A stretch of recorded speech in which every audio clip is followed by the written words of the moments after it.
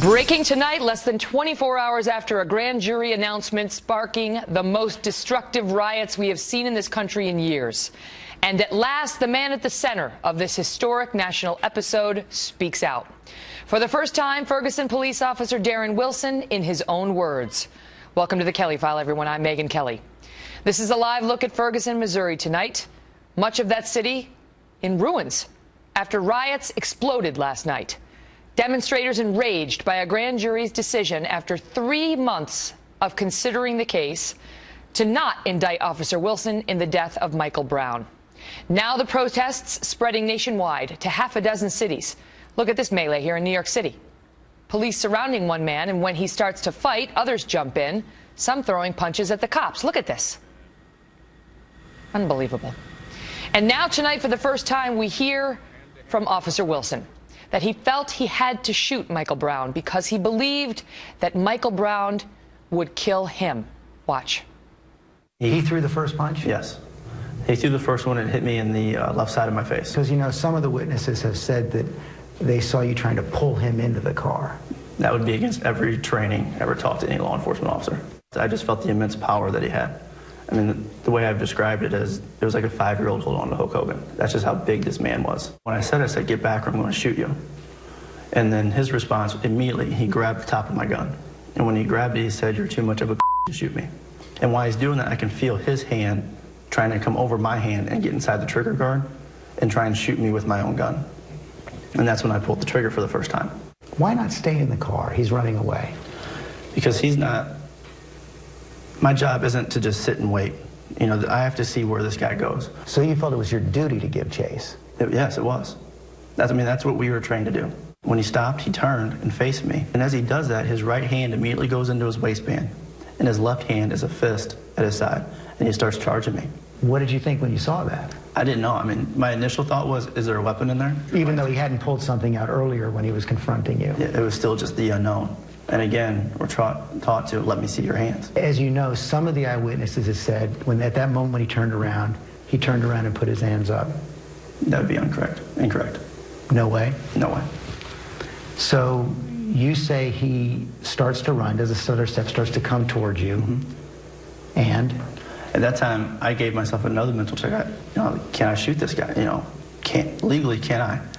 And the question I answered myself was, I have to. If I don't, he will kill me if he gets to me. Even though he's, 35, 40 feet away?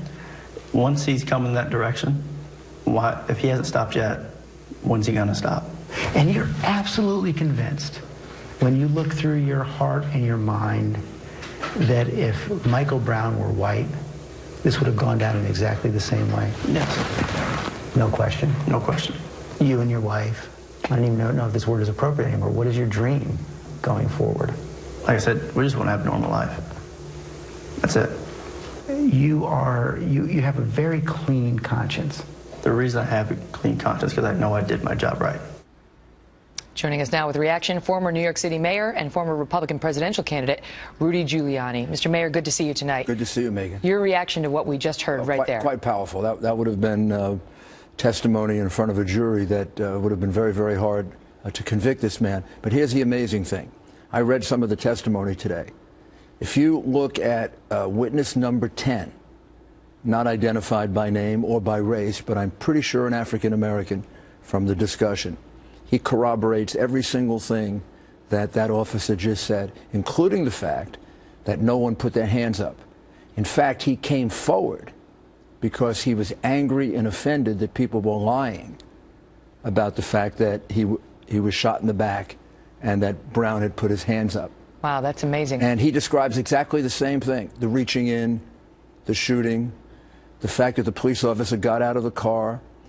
The police officer yelled to Brown. Brown, instead of stopping, ran toward him. The police officer shot him 2 or 3 times. When Brown stopped, the police officer stopped shooting.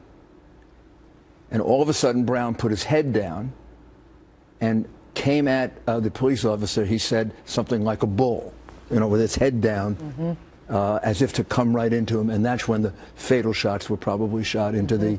And he came forward because he was so offended by the lies that were being told. You remember, there were 4 witnesses who said that Brown was shot in the back. Not true. Which are total lies. If that's in front of the one said that Officer Wilson was standing over him, shooting him. Totally untrue. Again, disproven completely by the autopsy and the forensics. I mean, I disagree with the prosecutor on only one thing. I would prosecute all those people for perjury. Wow, really? Well, I mean, to testify falsely in a case in which you can put a man in jail for the rest of his life is an extremely serious But you know crime. how unreliable eyewitness testimony is. I mean, I think his belief, according to him, is it's just unreliable. And so these people may believe they saw what they didn't see. It's not unreliable. These are people who are friends of his. These are people who have an axe to grind. It's not unreliable that you think you saw hands go up when in fact his hands were down all the time. So will it make any difference? Will his on-camera testimonial and the fact that he is backed up not by one but by several African-American witnesses? I mean, I want the viewers to know that, because we are told by some that this is all about race, and African-American witnesses came forward to say it is not the way folks are telling you. It is the way the officer. It is the way the white officer is telling you. Seven witnesses corroborate his testimony. 3 of them corroborate it completely. The others corroborate portions of it. So does it make a difference? I mean, they're still on the streets. They still burned dozens of places. I don't know if they care. I think the racial arsonists in this country have worked these people up so much with propaganda that facts don't matter. Justice doesn't matter. It isn't justice to put an innocent man in jail. Also, every time Mr. Brown is described, he's described as a young man, and people forget he had committed a robbery. In fact, the police officer in his testimony says that Brown took some of the cigarillos and pushed him in the car. And you know what else? And said, take these, actually proving that he was the robber that the police officer was looking for. Well, one of the things that jumped out at me in this interview is how young Darren Wilson seems. He's 28 years old. He's a kid. He was 10 years older than Michael Brown, but he's not some seasoned cop who's been on the beat for 30 years. He, too, is a young man who found himself in a very dangerous situation that was not of his own making. Well, this should be described as a police officer who shot a man who had committed a robbery. Shouldn't be described as a police officer who shot some innocent young boy. He shot a man who had just committed a robbery. Now, it's either justified or not, and the facts suggest that it's justified. The second thing the prosecutor had to be absolutely aware of is he couldn't possibly have won this case at trial. This case with all that evidence that supported the police officer. But I want to get this in because we're short on time.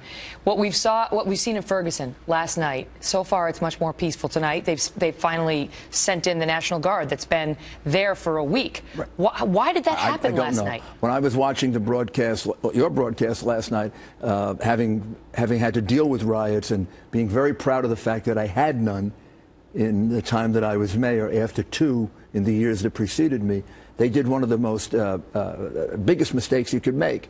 They allowed a cooling off period or a venting period. Remember all that time that rocks were being thrown and cars were being overturned and windows were being broken? Holding back. And the police were backing off. The rule is you can protest all you want, make all the noise you want, carry all the signs you want. The minute you throw a rock, you get arrested. The minute you break a window, you get arrested. The minute you break into a store, you get arrested. You make an example out of the early lawbreakers. The Gigante report that was written in 1993 says a cooling off period becomes a heating up period.